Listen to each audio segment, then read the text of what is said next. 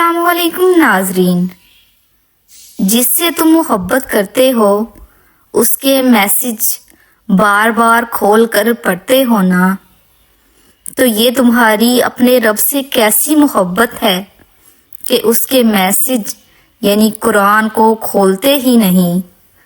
اگر کھولتے ہو تو اسے سمجھنے کی کوشش نہیں کرتے۔ کیوں؟ اس کا میسج پڑھ کر دل نہیں مچلتا؟ کیوں اس کی محبت کا سوچ کر چہرے پر مسکراہٹ نہیں آتی؟ اسے یاد کر کے آنسو کیوں نہیں بہتے؟ اس سے ملاقات کے لیے دل کیوں نہیں بے چین ہوتا؟ یہ کیسا دعویٰ ہے تمہاری اس سے محبت کا؟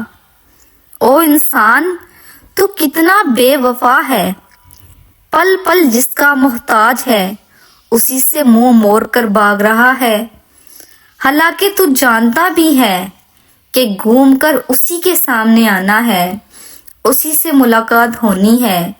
سوچ تو صحیح، کس منہ سے جائے گا اس کے سامنے؟ کیا تم نے جان لیا تمہاری زندگی کا مقصد کیا ہے؟